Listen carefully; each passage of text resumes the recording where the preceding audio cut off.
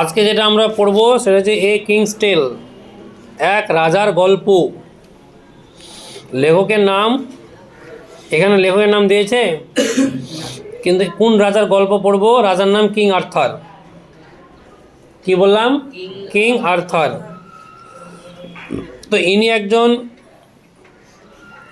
মানে ব্রিটিশদের একজন রাজা ছিলেন এই কিং আর্থার, বুঝতে পারলা?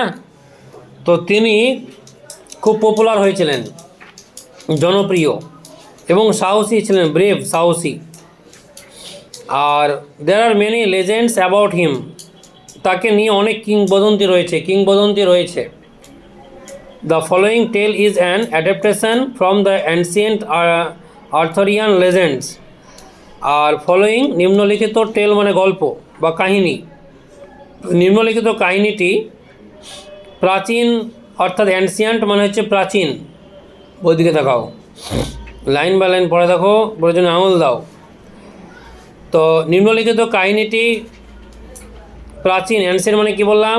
প্রাচীন আর্থারিয়ান লেজেন্ড, কিংবদন্তির একটি রূপান্তর। এখানে অ্যাডাপ্টেশন মানে হচ্ছে রূপান্তর।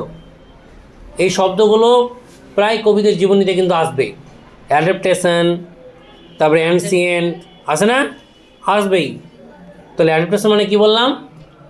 লিখে নেবো ওটা, হোসেন লেখা নিতে হবে বাবু। বইয়ে লিখো বা খাতায় লিখো, সব থেকে ভালো খাতায় লেখা। বইটাকে পরিষ্কার রাখো। বইয়ে পড়ছো, বই দেখেই পড়ছো, তো মুখস্থ কোথায় করলা তুমি?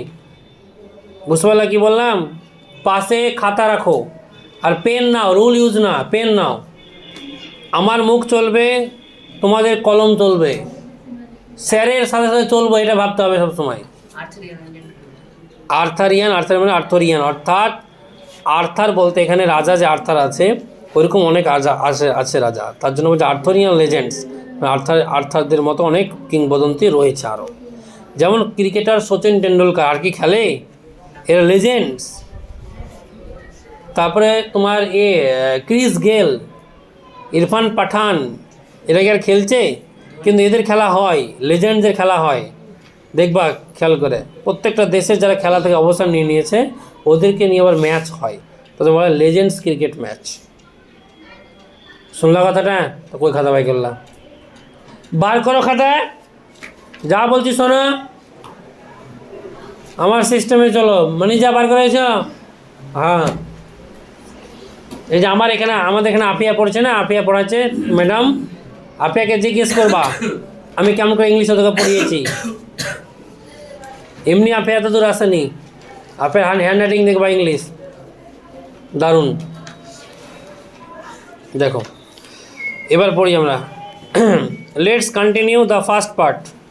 Many hundreds of years ago, বলছে বহু শত বছর আগে বা অনেক বছর আগে, ইংল্যান্ড ওয়াজ রুল, ইংল্যান্ড শাসন ওয়াজ রুলড, এটা প্যাসিভ ভয়েস আছে, সিম্পল পাস্ট টেন্সের ভয়েস। তো ইংল্যান্ড ওয়াজ রুল, ইংল্যান্ড দেশকে শাসন করা হয়েছিল by a king called Arthur Pendragon, অর্থাৎ একজন রাজার যার নাম ছিল, যাকে ডাকা হতো আর্থার পেনড্রাগন নামে। তাহলে এই যে ইংল্যান্ডকে তখনকার সময় অনেক বছর কে শাসন করতো? রাজা আর্থার পেনড্রাগন। দ্য কিং, রাজা, হু ওয়াজ ফ্রেন্ড, যিনি, was friend and protector to all his people. All his people মানে তার সমস্ত লোকের, ফ্রেন্ড বন্ধু, আর প্রোটেক্টর মানে সুরক্ষক। কী বললাম? সুরক্ষক, অর্থাৎ যিনি তার সমস্ত লোকের বন্ধু এবং সুরক্ষক ছিলেন। টু অল হিজ পিপল, তার সমস্ত লোকের। ওয়াজ ফেয়ার টু এভরি ওয়ান, আর তিনি সবার প্রতি, এভরিওয়ান মানে সবার প্রতি, আর ফেয়ার বলতে এখানে ন্যায় বিচারের কথা বলা হচ্ছে, অর্থাৎ তিনি সবার প্রতি ন্যায় বিচার করতেন। দ্য পিপল অফ ব্রিটেন, আর ব্রিটেনের যে লোকেরা, লিভড বাস করত, ইন পিস অ্যান্ড হ্যাপিনেস, শান্তিতে ও সুখে। হ্যাপিনেস মানে সুখ, আর পিস মানে শান্তি। Tending their flocks and tilling their fields, অর্থাৎ এই যে ব্রিটেনের যে লোকেরা, দেয়ার ফ্লক, এখানে ফ্লক বলতে মেষপালককে বোঝাচ্ছে, তাদের মেষপালক চড়াতে এখানে টেন্ডিং মানে চড়ানোর ক্ষেত্রে বলা হচ্ছে। অ্যান্ড টিলিং দেয়ার ফিল্ড অর্থাৎ তাদের মেষপালক চড়াতে এবং তাদের ক্ষেত্র, এখানে ফিল্ড মানে ক্ষেত বা ক্ষেত্র, আর টেলিং মানে অবধি, টেলিং মানে অবধি বলবা, ঠিক আছে। তাহলে ব্রিটেনের লোকেরা তাদের মেষপালক চড়াতে এবং তাদের ক্ষেত্র অবধি শান্তিতে ও সুখে বসবাস করত, ঠিক আছে। কিং আর্থার পেনড্রাগন, রাজা Arthur Pendragon had married the beautiful lady Igraine অর্থাৎ বা ইগ্রাইন অর্থাৎ রাজা আর্থার পেনড্রাগন একটি সুন্দরী মহিলায় ইগ্রাইনকে বিয়ে করেছিলেন। এটা পাস্ট পারফেক্ট টেন্সে আছে, had married, and had a son, এবং তার একটা ছেলে হয়েছিল।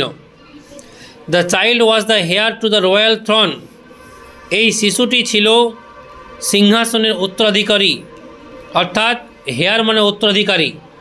আগেকার সময় যে রাজা হতো সেই রাজার ছেলেরা রাজার মারা যাওয়ার পরে তার উত্তরসূরি হিসেবে সে রাজা হতো, আগের সময় ছিল।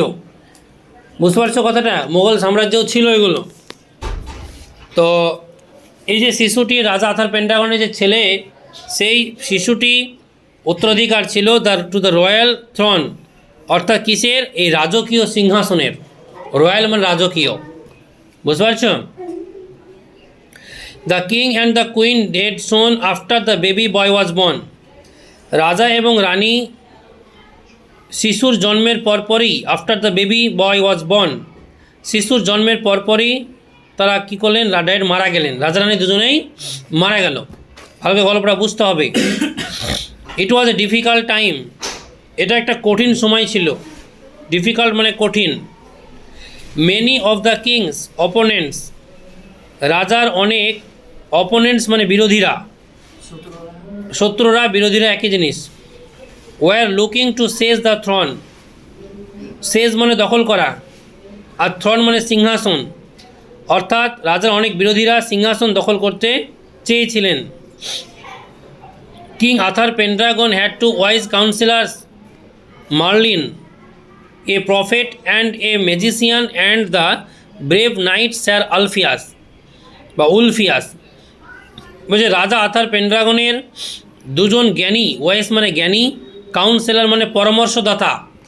তো দুজন জ্ঞানী পরামর্শদাতা ছিলেন, একজনের নাম মার্লিন আর একজনের নাম হচ্ছে তোমার sir আলফিয়াস।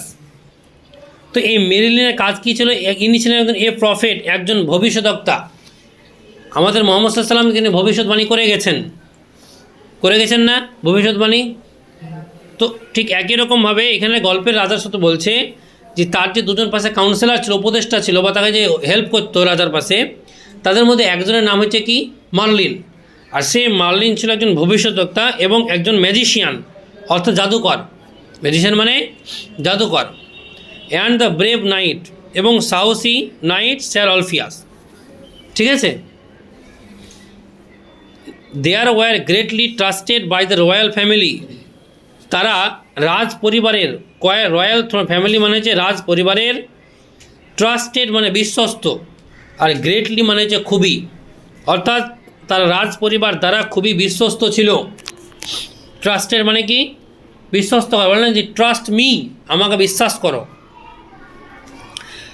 When the king and queen were no more, যখন রাজা এবং রানী কেউই বেঁচে ছিলেন না, আর নেই দুনিয়াতে, the two councillor met Sir Ector the trust অর্থী, ভালো করে শুনবা, দুজন উপদেষ্টা যে মার্লিন আর আলফিয়াস, এরা দুজন মিলে কী করলো? সাক্ষাৎ করলো। মেট এটা second form, simple past tense, আর মেটটা হচ্ছে একটা ফ্রেজাল ভার্ব। কী হবে এখানে? কাম অ্যাক্রস, বলে গেলে চলবে না। তো এইখানে দুজন উপদেষ্টা সাক্ষাৎ করেছিলেন স্যার অ্যাক্টরের সাথে। ট্রাস্ট অর্থী মানে বিশ্বস্ত, ঠিক আছে, বা বিশ্বাসযোগ্য। A loyal subject of the king, অর্থাৎ এই যে রাজার অনুগত। On a cold and windy midnight, অর্থাৎ শীত এবং ঝড়, কোল্ড মানে ঠান্ডা বা শীত, অ্যান্ড উইন্ডে মানে ঝড়ো, উইন্ড মানে বাতাস, আর অনেক বাতাস হয় যখন বেশি জোরে হয় তখন সেটাকে আমরা ঝড় বলি, তো এটাকে বলে ইংলিশে বলে উইন্ডি। আর মিডনাইট মানে মধ্যরাত্রি। তো বলছে শীত ও জড়ো আবহাওয়ায় মধ্যরাতে রাজার যে অনুগত প্রজা স্যার হেক্টর এবং সবচেয়ে বিশ্বাসযোগ্য এর সাথে দেখা করলেন ওই দুইজন কাউন্সিলর, কে মার্লিন আর আলফিয়াস। বুঝতে পারছো গল্পটা? আচ্ছা, স্কুলে কি এগুলো হয়ে গেছে? আচ্ছা, তোমরা তাহলে এগিয়ে আসার সুবিধা হয়েছে। হ্যাঁ, দে প্লেসড ইন হিজ হ্যান্ডস, তারা তার হাতে এ বেবি, একটা শিশুকে বা একটা শিশুকে প্লেস মানে তুলে মানে রেখে দেওয়া, তুলে দেওয়া। কীভাবে?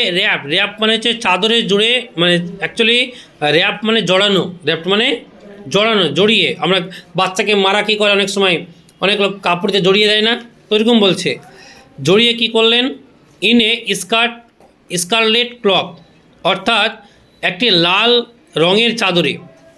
স্কারলেট ক্লথ বলতে এখানে বোঝাচ্ছে যে তার হাতে একটি শিশুকে একটি লাল রঙের চাদরে র্যাপড জড়িয়ে তিনি প্লেস করলেন, মানে তুলে দিলেন। ঠিক আছে। মার্লিন বলল বা বলেছিলেন, উই অর্ডার ইউ, আমরা আপনাকে অ্যান্ড ইউর ওয়াইফ এবং আপনার স্ত্রীকে টু ব্রিং আপ মানে কি ফেজাল ভার্ব, এটা রিয়ার মানে হচ্ছে লালন পালন করা। তো ব্রিং আপের মেন ওয়ার্ড হচ্ছে কি রিয়ার, লালিত পালিত করা।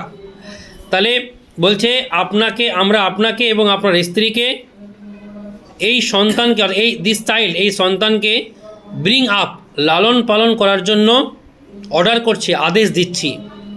As though he were your own son, অর্থাৎ যেন সে আপনার নিজের ছেলের মতো। এবার এখানে তোমরা প্রশ্ন করতে পারো, স্যার হিয়ের পরে ওয়্যার কেন হলো? প্রশ্ন হতে পারে কি পারে না? যেমন আমরা যদি বলি একটা ভাষা, যদি আমি একটা পাখি হতাম তাহলে উড়ে গিয়ে আমি খুব দ্রুত মনে পড়েছে গ্রামারটা, আমি ওই স্টেডিয়ামে গিয়ে খেলা দেখতাম। আমি যদি ওই পাখি হতাম তাহলে আমি ওই কাবা ঘরে গিয়ে আমি তওয়াফ করতাম, আল্লাহর ঘরে গিয়ে একবার তওয়াফ করে আসতাম। কিন্তু এটা কি সম্ভব? এটা সম্ভব নয়। তো যে কাজটা আমি করব বলে ভাবছি কিন্তু সেটা আমার পক্ষে সম্ভব নয়, সেই ক্ষেত্রে সাবজেক্টের পরে ওয়্যার হয়, সিঙ্গুলার হলেও ওয়্যার হয়। If I were a bird, যদি আমি একজন পাখি হতাম, হওয়া কি সম্ভব?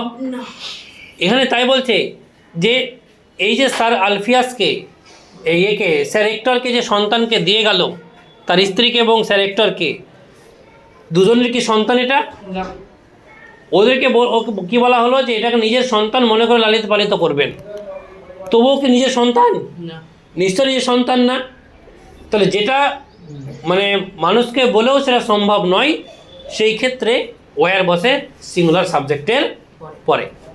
আশা করি গ্রামারটা বুঝতে পেরেছ। বোঝা গেল সবার? ওকে, এবার তাহলে হয়ে গেল নাকি? আর আছে? আচ্ছা, এবার বলছে, এবার কিন্তু গল্পের মোড়টা একটু ঘুরে যাবে অন্যদিকে, কিন্তু ওই দিকটা ভুলে গেলে চলবে না, কিন্তু ভালো করে শুনবি। বলছে the boy is to be called Arthur. ক মিনিট হলো রে? ওরে বাপ, 13 মিনিটের রেকর্ডিং আমার যায় না, হোয়াটসঅ্যাপে ব্যবস্থা করে দিয়েছি। হ্যাঁ, the boy is to be called Arthur, বল ছেলেটিকে আর্থার নামে ডাকা হবে। কী নামে ডাকা হবে ছেলেটিকে? আর্থার। স্যার আলফিয়াস সেড, কে বললো কথাটা? স্যার আলফিয়াস বলল।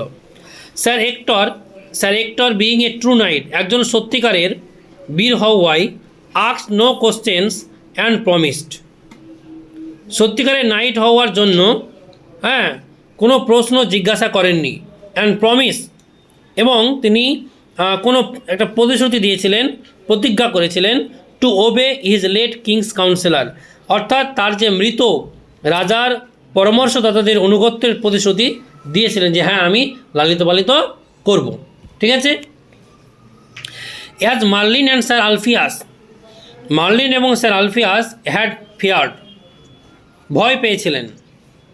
ট্রাভেল ব্রক আউট, যে সমস্যা, ব্রক আউট মানে নেমে আসা, ব্রক আউট মানে কি? নেমে আসা।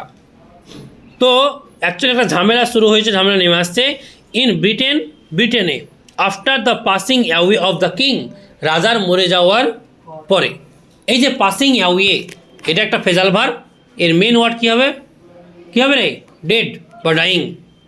ঠিক আছে, এগুলো মাথায় রাখতে হবে কিন্তু, বোঝালাম কদিন আগে। The barons were fighting among them. এবার ঝামেলাটা কি? বলছে ব্যারনস হচ্ছে একটা দলের নাম, হ্যাঁ।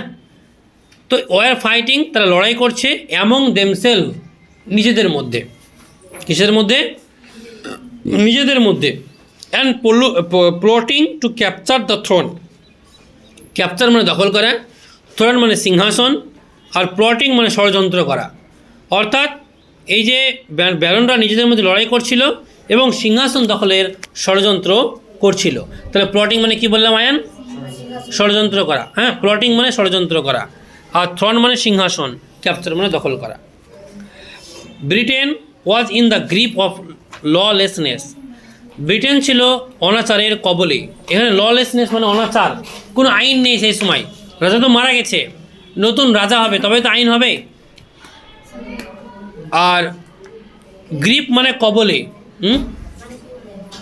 ললেসনেস মানে অনাচারে, আর গ্রিপ মানে হচ্ছে কবলে। Travellers were regularly robbed. আর যাত্রীরা রেগুলারলি, নিয়মিত, রবড মানে ছিনতাই, রব মানে ডাকাত বলে না, তো ছিনতাই করা হতো। যাত্রীদের নিয়মিত ছিনতাই করা হতো। আইন নেই, শাসক নেই, কেউ কাউকে ভয় করে না। The peasants were unhappy. আর কৃষকরা অসুখী ছিল। পিজেন্টস মানে কৃষকরা, আর আনহ্যাপি মানে কি? অসুখী।